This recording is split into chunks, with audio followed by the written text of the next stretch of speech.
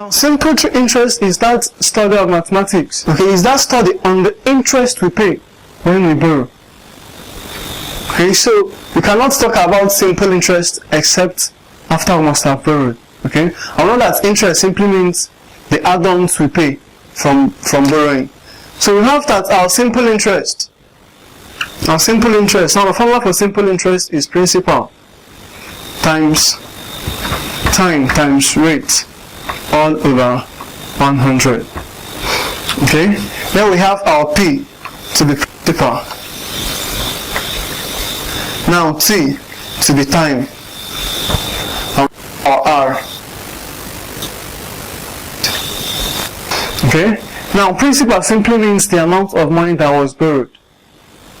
Now time simply means the amount of time it took to pay back our principal. And the rate simply means the percentage or the rate at which we agree our interest to be.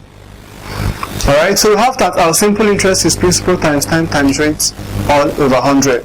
So let's look at exercises under simple interest. Our exercise under simple interest.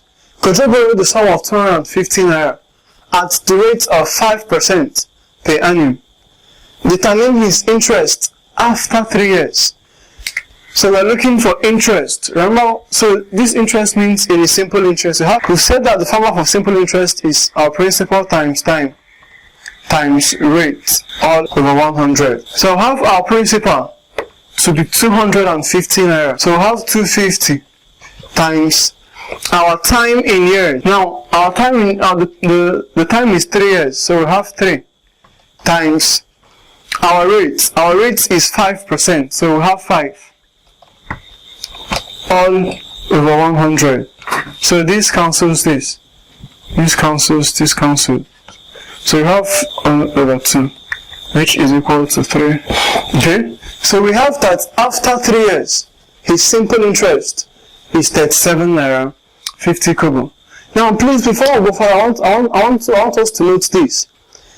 Now, in simple interest, our time and rate should work together. Okay? Now, if you look at this question we have here, this is 5% per annum, and we know that annum means represents a year.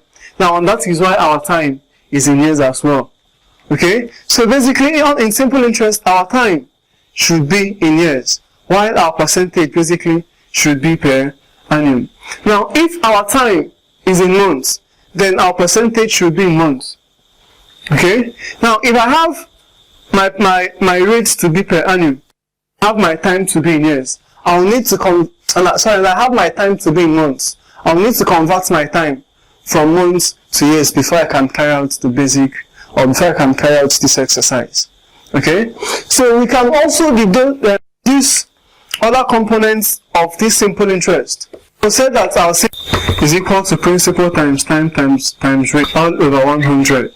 Okay? So from this, I can deduce my principal to have that my principal is equal to my simple interest times 100 all over my time times rate. And from this, I can also have my time to be my simple interest times 100 all over my principal times rate. Okay? And I can also have my rate to be equal to my simple interest times 100 all over my principal times time. Alright, so with this formula, you can be able to find any of the components of this very particular equation. So up next will be compound interest.